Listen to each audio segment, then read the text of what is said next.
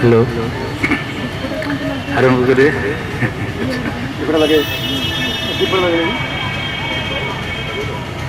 ठीक है अपन शांत बस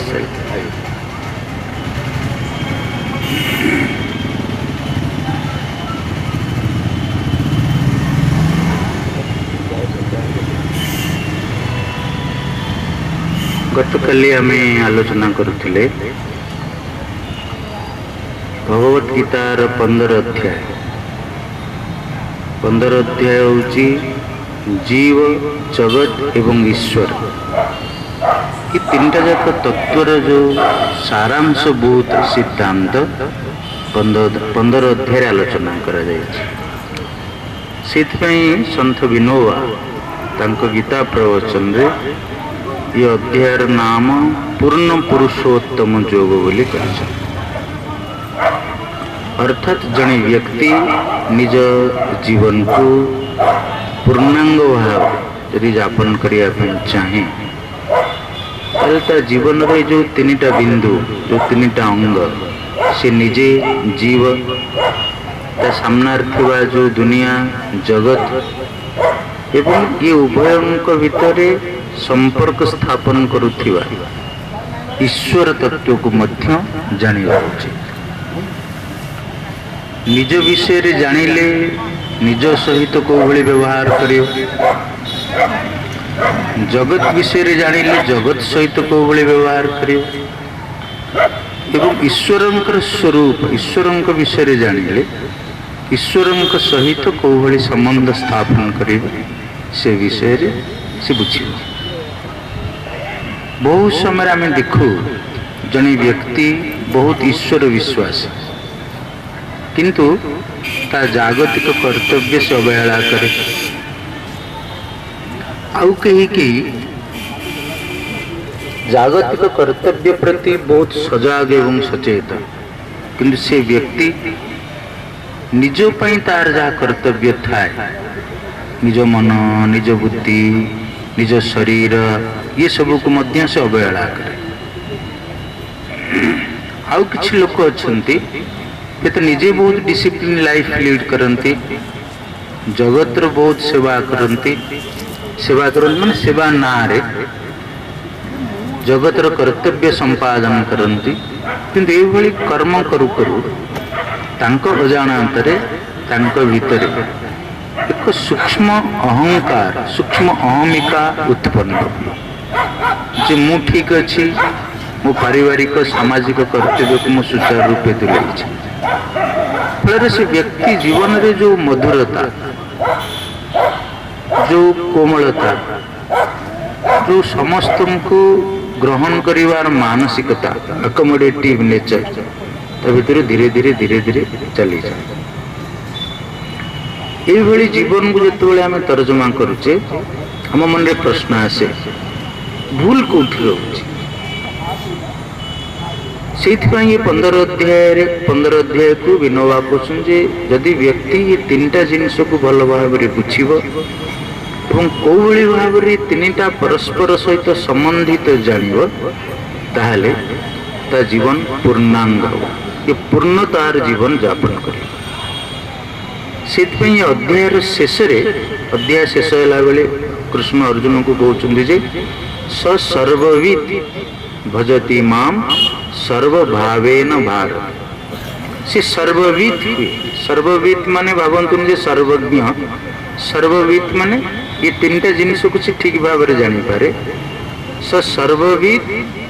भजति माम सर्वभावेन भारत सर्वभावेन सबु प्रकार माम भजते भजते माने भक्ति करे भल पाए भगवान को प्रति तार जो भक्ति पूर्णांग बेले बेले आपण मान भितर आम जो दुनिया रे बुलुचु लोक मान संगे मिशुचु जन व्यक्ति बहुत भगवत भक्ति करुची किंतु ता जो ता जीवन दुखी होउची ता परिवार दुखी होउची ता चारिपाखर दुनिया दुखी जाउची। उदाहरण स्वरूप आम ये सत्संग करुचे सत्संग ये सत्संग आवश्यकता होउची आम शांत शिष्ट भाव में किसी जिनिस चिंतन करवा विचार कर यदि भगवत भक्ति ना रे जने कही आम सामने आम पाखरे आसी भगवान को नाम संकीर्तन करे से नाम संकीर्तन करी हुए तो भाव रे विभोर थांती किंतु तांको व्यवहार जोगु यदि आम क्षतिग्रस्त होचे यदि आमर असुविधा उत्पन्न होची ताहले ये नाम संकीर्तन को आमे भगवान कर भक्ति कहिबा ना याकू आमे अंधविश्वास बोली कहिबा मोबाइल ताको आमे अंधविश्वास बोली कहिबा जाको भगवत गीता रे मोह बोली कहा जायछि मूढ़ता बोली कहा जायछि साइकोलॉजी तक पार्शियल विजन बोली कहा जाय हमें खाली गोटे जिनिस को देखि करी आउ सब जिनिस को कोन करी आखि बिचिती कारण मो जीवन सुंदर होवा साथी साथी मोर केबे अधिकार मो अन्यर जीवन को असुंदर करी मु शांति रे रहिवा समय रे मोर केबे अधिकार नाही मन्य को अशांत देवी मु सुख रे रहिवा समय रे मोर केबे अधिकार नाही मन्य को दुख देवी जहाँ सुखदायक से समस्त सुखदायी हवा उचित जहाँ शांति प्रदायक से समस्त शांति प्रदान करवा उचित ताकू एब्सोल्यूट कहछि ये अध्याय पुरुषोत्तम शब्दर तात्पर्य होछि एब्सोल्यूट तेणु एब्सोल्यूट जीवन बा एब्सोल्यूट सिद्धांत होछि पुरुषोत्तम सिद्धांत होछि मु खुशी रे रहिवा साथी साथी अन्य माने मध्य खुशी रे रही परिवे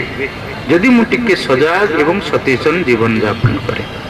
मो उन्नति द्वारा अन्य समस्तंकर उन्नति होगा अनिवार्य यदि मो उन्नति हो अन्य मानकर उन्नति हो नाही ताल से निश्चित भाव रे उन्नति रे एक भ्रम से प्रकृत उन्नति नहीं से रियल प्रोग्रेस नहीं केबे ना केबे को समय ना को समय रे से उन्नति पुणी व्यक्ति को अवनति आड़क नब से गतकाली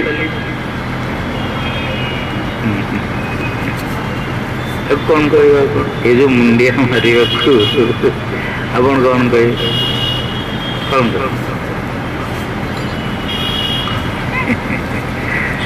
जदि आम ये बुझी था जे एठी आसिक मुंडिया मारे ठाकुर जी श्रद्धार सहित ग्रहण करेंगे निज स्थान रे ठाई मुंडिया मारे ठाकुर से श्रद्धार सहित ग्रहण करेंगे से माँ मुंडिया मारला बेले आमे माने डिस्टर्ब हो न बहुत समय रे बहुत मंदिर रे आगू को जाकर मुंडिया मारिबा निकट को जाकर प्रणाम करिबा सामना को जाकर दर्शन करिबा ये जो भावुकता जुगु केते स्पिरिचुअल फंक्शन रे रिलीजियस कांग्रेगेशन रे स्टम्पेड होउची जनजीवन नाश होउची कहीं होउची हमको मनर जो भाव को आमे मन करि परिबा नै किंतु एक भाव ज्ञान द्वारा पर्यवेसित न होइथिबा जोगु ये भाव पछरे अंडरस्टैंडिंग विचार ठीक भाव रे नथिबा हेतु से भाव बेले बेले भाव प्रवणता हो जाए भावुकता हो जाए जहाँ को आम मोह बोली कहू एवं मोहर निश्चित भाव रे परिणाम होउची शोक शोक माने दुख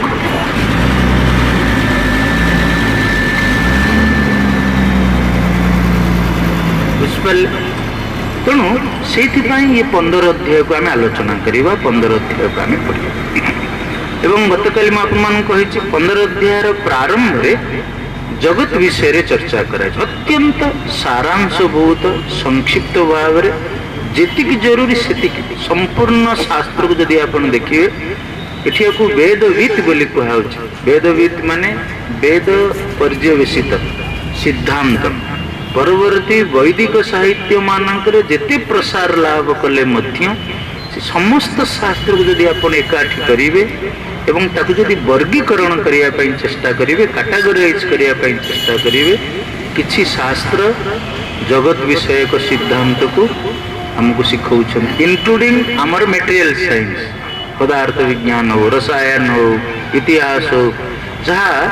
जगत विषय को ज्ञान को हमको सिखौछ आउ किछि शास्त्र आउ किछि सिखेवार ग्रंथ हमको निज विषय रे सिखौछ जोठी आपण साइकोलॉजी इन करि परिवे मेडिकल साइंस इन करी आम शरीर विषय आम मन विषय आम आध्यात्मिक ग्रंथ योग शास्त्र अति मानस स्तर कथा आदि आदि शिखाऊँ। आउ कि ग्रंथ भक्ति विषय जहाँ आम भक्ति आत्मक ग्रंथ बोली कहूचे, भगवान को कौ भली भक्ति करवा, ईश्वर को कौ भली उपासना करवा आदि आदि ये सब। तेणु आइदर जगत हो नहले जीव हो नहले ईश्वर हो, ये तीन टा को छाड़देले आ चतुर्थ जिनिस संभव नुहे हो पार ना। तेणु भगवत गीतार 15 अध्याय प्रारंभ में ये जगत विषय रे डिस्कसन करा। आपण देखिए एते शॉर्टकट भाव रे संक्षिप्त भाव रे वेद व्यास शब्द चयन करिक आम रखिछंती। यदि प्रत्येक शब्द को आम तर्जमा करिया पई चेष्टा करिवा एवं तांको जीवन रे प्रयोग करिया पई चेष्टा करिवा, निश्चित भाव रे हम जागतिक जीवन बहुत सुंदर हबो एवं जागतिक जीवन प्रगतिदायक हबो एवं से जागतिक जीवन केबे आम बंधनर कारण हबो नाही, बरं आम मोक्षर साधन हबो। कहीं ना जगत को आम ठीक भाव में बुझू ना, जगत जो भली आम ठीक से भाव में बुझू। ज्ञानर अर्थ होची, तत्वर अर्थ होची जहाँ जेमती आम ताको से भाव में बुझिबा ना, मु जो भली भाव में बुझिया चाहूँगी ताको से भाव में बुझिबा। मु जो भली भाव में बुझिया चाहूँगी जिनिस को से भाव में बुझिबा होची भावुकता बा मोह, किंतु वस्तु जो भली ताकू से भाव में बुझिबा होची ज्ञान बा तत्व। तत्व माने से तत्व माने से जेमती आम ताकू से भाव में एक्सेप्ट करिया। तेणु ये प्रथम रे ये जगत विषय कह। मु प्रथम श्लोक पढ़ी, दयाकरी मो पर आपण माने आवृत्ति करें, तापर तार अर्थ को आम देखिए। यदि आपण मान पाखे तो बही थी निश्चित भाव में। श्री भगवान उवाच ऊर्ध्वमूलमध शाखम्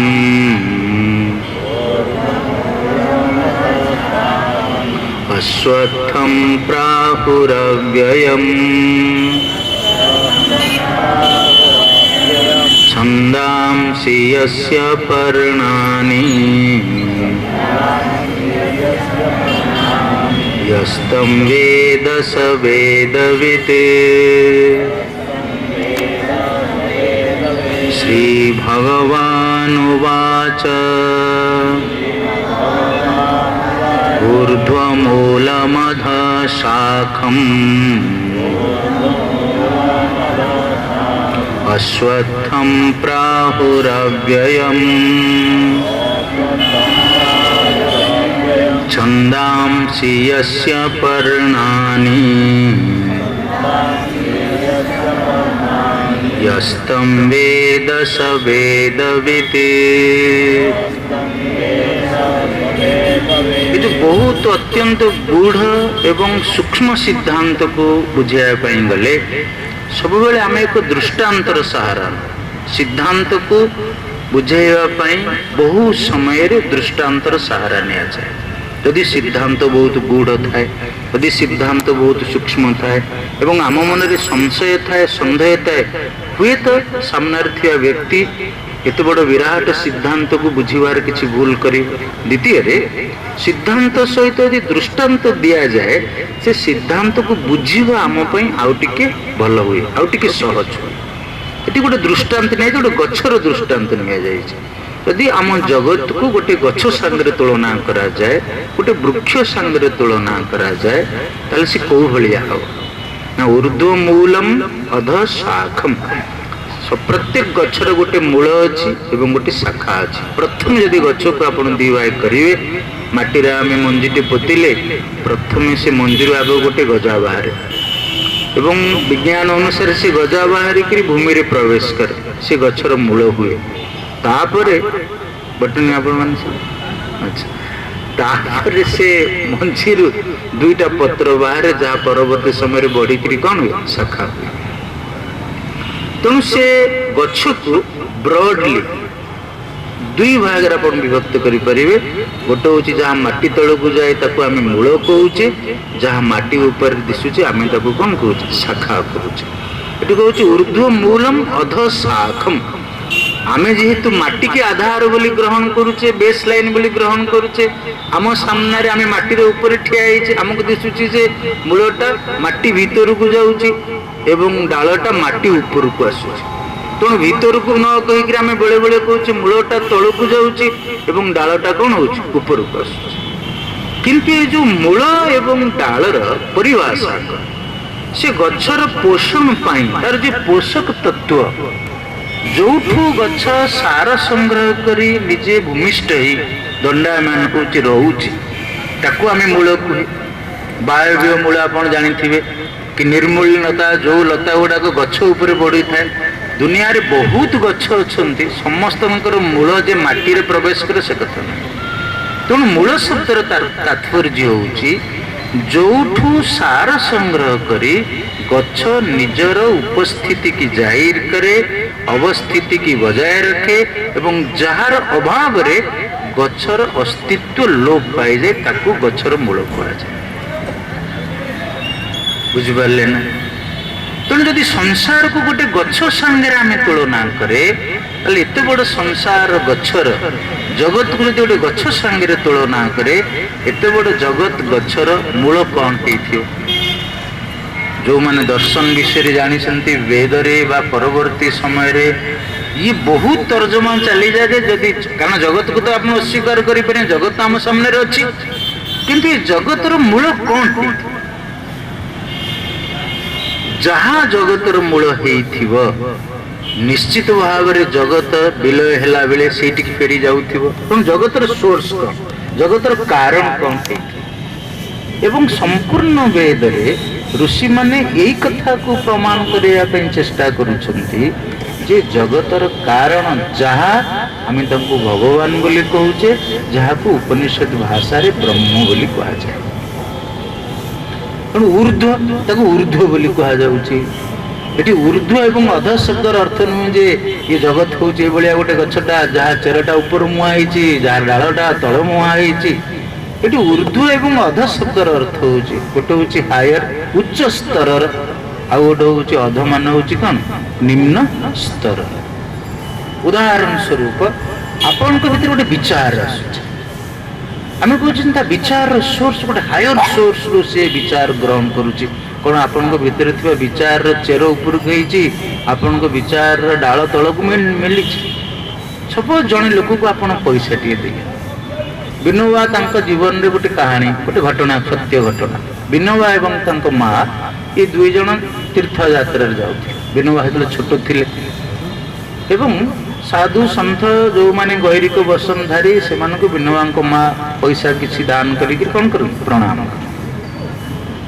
विनोबा माँ को पचारे, माँ गीतार लिखा जाए देशे काले च पात्रे च ठीक उचित स्थान रे दबा उचित, उचित पात्र रे दबा उचित, उचित समय रे दबा उचित। तू जो मान को दौचु तू जानू कि मान उचित पात्र कि अनुचित पात्र। विनोबा भाविले मु बोधे बहुत बही पढ़ी, मु गीता पढ़ी, मो माँ किसी जानी ना, मो माँ धर्म विश्वासी बा धर्म वीरु बा धर्म भयालु, तेणु मो माँ को मुझे दिग्दर्शन दे। कि विनोबा माँ कहले जे बापा विनु मु जो मन को दौची मु भावुची जे मु तांको भितरे भगवान को देखी भगवान को उद्देश्य दौची। तेणु भगवान पात्र एवं अपात्र बाछिबा मु किए मु जानी परिबिन जे से लोकटा मो पैसा नहीं सत उपाय विनियोग करुच्ची कि असत उपाय विनियोग करुच्ची। मु जानी परिबिन जे से लोक जो से बसी तार पैसाटा निहाती जरूरी कि ना। तेणु से देश काल एवं पात्र निर्णय करिवार क्षमता मोर ना। केवल मु देला बेले यही विचार को पोषण करी दउची, मु भगवान को उद्देश्य रे भगवान को देला बेले मु दउची। एवं जो लोक को मु प्रणाम करुच्ची सी भल लोकटे कि खराब लोकटे मु जानी, जेहेतु से एक पोशाक पिंधि मो मन रे भगवान भावना आसुची। तेणु भगवान को भावना आने ये व्यक्तिटा मते साहाय्य करिथिबा हेतु मु से व्यक्ति की प्रणाम करूनी जे से व्यक्ति माध्यम रे से व्यक्ति की बहाना करी मु भगवान को प्रणाम। विनोबा गीता प्रवचन लिखते ये कथा मो माँ शुणिला परे मु चुप हो गली मु तार किसी जुक्तिर उत्तर दे पारे मो कहबार तात्पर्य होची ये जो क्रिया से माँ करुची ता विचारटा कौ स्तर आम जो कहते विचार गोटे हायर सोर्स गोटे उच्च स्तर विचार उच्च स्तर माने कौन ऊपर को ना तल तेणु गोटे हायर लेवल एवं कौन गोटे लोअर लेवल विचार तेणु जगतर कारण जी सी जगत ठारू ऊर्ध्व होइथिबो जगत ठारू हायर होइथिबो ना जगत ठारू लोअर होइथिबो जो ऊर्ध्व मूलम एवं ऊर्ध्व अध शब्दर तात्पर्य होउची परस्पर विपरीत गोटे जदि ऊर्ध्व होइथिबो आ गोटे कोन होइथिबो अध होइथिबो तेणु दुनिया रे आमे जीवन यापन कला बेले आ पछरे जे तात्विक डिस्कशन आपन करिवे दार्शनिक विचार ग्रहण कर बहुत दर्शन आ पछरे अछि बहुत तत्व आ पछरे अछि खाली मु आपन को सरल भाव रे तार व्यावहारिक पक्ष कहूची दुनिया रे जीवन यापन कला बेले आमे एई ख्याल रे जीवन यापन करूचे कि ये दुनिया पछरे गोटे हायर पर्पस अछि एवं आ हायर पर्पस होची ईश्वर मु जो गछटे देखुची आ पछरे मध्य गोटे हायर पर्पस अछि जो वर्षा वर्षुची आ पछरे मध्य गोटे हायर पर्पस अछि जो आकाश देखुची ता पछरे मध्य गोटे हायर पर्पस अछि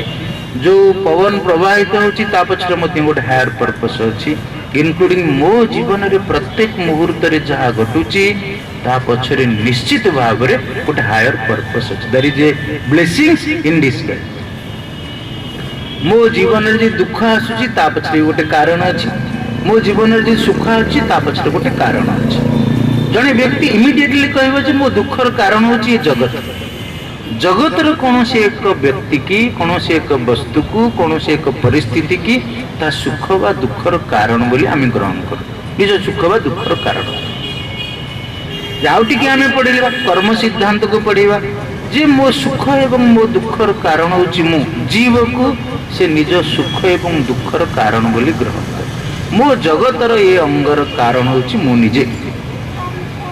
किंतु ताठर आ गोटे हायर थॉट्स होची मो सुखर कारण होची ईश्वर मो दुखर कारण होची ईश्वर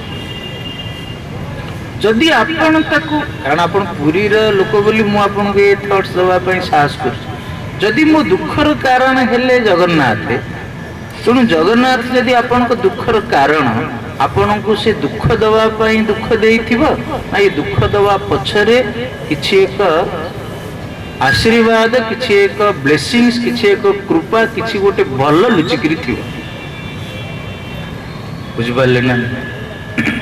बस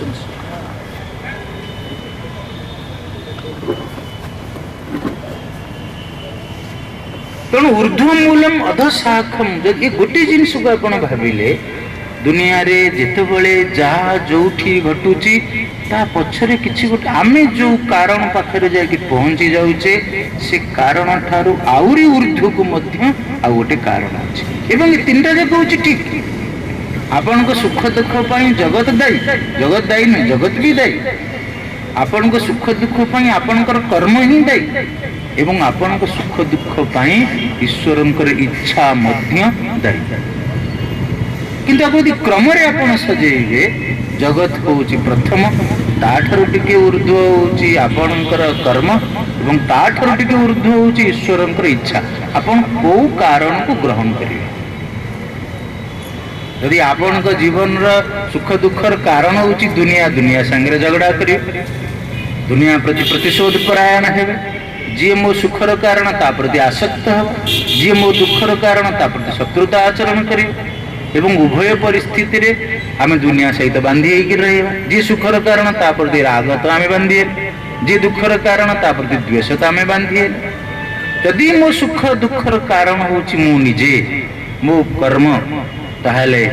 मो सुखर कारण मु भाबी करी मो भीतर अहंकार आसी पारे मो दुखर कारण मु भाबी करी मो भीतर हीनमन्यता आसी पारे मो भीतर कॉम्प्लेक्स आसी पारे मो भीतर इन्फिरिटी आसी पारे मु आ निज को निजे परिवर्तन करने चेष्टा न करि पारे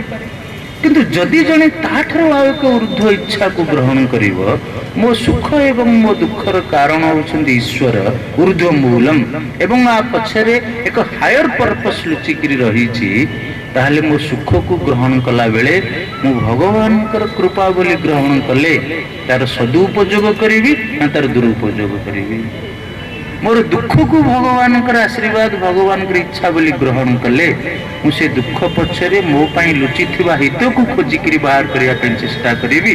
से दुखर तिक्तता को अनुभव करी निज को तिक्त करी। मु आपन केतेटा उदाहरण दूची। यशोदा माता गर्भ में कृष्ण जन्म है। यदि कृष्ण होचंती भगवान अवतार वा साक्षात भगवान एवं यशोदा माता गर्भ में से जन्म हेले यशोदा माता ये जो शुभ फलर कर्म आ कारण की यशोदा माता पूर्वर बहुत पुण्य करिथिबे बोली कृष्ण तांका गर्भ में भूमिष्ठ हेले ना पुण्य बिल्कुल करिनथिबे बोली से भूमिष्ठ हेले। बहुत पुण्य करिथिबे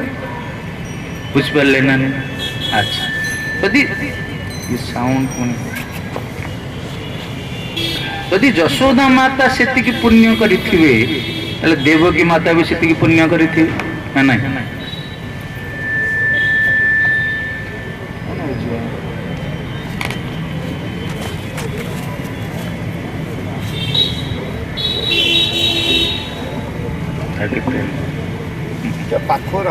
ना मु कौन गीत बोलूँ एत पाख गीत माइक अलग ना से पाख मुझे सब बस पारि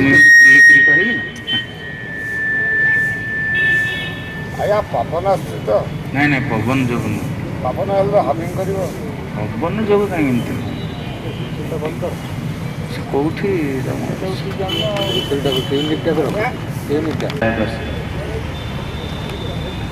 माइक रो भूल को मो पर दिया शॉर्ट करूची अरे मोबाइल स्विच ऑफ करनो ना एटा शॉर्ट कर मोबाइल बंद करो मोबाइल में एटा शॉर्ट कर मोबाइल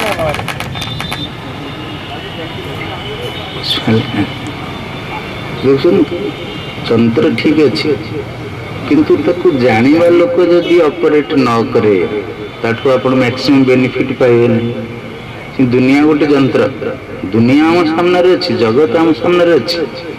तेणु दुनिया विषय को ज्ञान जदि आम पाखे नहीं आम ताको ठीक ऑपरेट करने परिवर्ते कौन करिए भूल ऑपरेट करिए एवं भूल ऑपरेट कले हमको कौन मिले दुख ही मिले। तेणु दुख मिले दुनिया तैयारी करिथिबा लोक को आम सब कौन कले दोष देले जे भगवान कहीं दुनिया तैयारी कले कि दुनिया मत दुख दौची। अच्छा मुझे उदाहरण आपण मानक कहूली जे देवकी माता मध्य सेतिकी पुण्य करिथिबे बोली से भगवान को पुत्र रूप में पाइले। देवकी माता पुण्य केते हेइथे यदि भगवान को आम ब्रह्मांड एक नंबर व्यक्ति बोली ग्रहण करे जमी आम भारत राष्ट्रपति आम नंबर 1 सिटीजन सेमती भगवान को जदि आम दुनिया ब्रह्मांड दुनिया तो नहीं ब्रह्मांड एक नंबर व्यक्ति बोली ग्रहण करे ताहले एक नंबर व्यक्ति की जे पुत्र रूप में ग्रहण करेंगे पाखे 100% पुण्य थी हाँ कि ना 100% पुण्य थिबा हेतु भगवान निजे तांकर गर्भ मंडन करेंगे। वर्तमान मो प्रश्न होची जे जो देवकी मातांकर जो 6 जन संतान तांको सामना रे एभली भावरे निर्मम भावरे दंड पाइले गोटे माता गोटे गोटे संतान को गर्भ रे धारण करी ता सामना रे से संतान को एभली नृशंस भावरे जदि की हत्या करे ताले से माता को केते पीड़ा हो केते कष्ट हो। तो देवकी माता को ये जो कष्ट हैला तुम से निश्चित भाव में आगु किसी पाप थिबो बोली तो फल आसला बुझी परछन ना। तो मोर प्रश्न होची 100% पुण्य करथिबा लोकर पुण्य पाप आसला कोन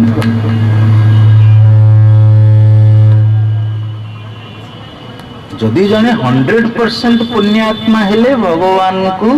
से संतान भाव में प्राप्त ताले पाप तो रहिबा कथा न पुण्य पाप आसला तुम से कहूँ ऊर्ध्व ऊर्ध्व माने ये कर्म कर्म फल सिद्धांत ठारू मध्य आउ एक ऊर्ध्व स्तर दर्शन अच्छी जहाँ को आम ईश्वर इच्छा बोली ग्रहण कर। तेणु जो व्यक्ति जगतर कारण जगतर मूल को जगत बा जगतर मूल को जीवर कर्म बा जगतर मूल को ईश्वर बोली ग्रहण करे, ये तीन जन व्यक्ति मानक भितरे कहार विचारधारा होची ऊर्ध्व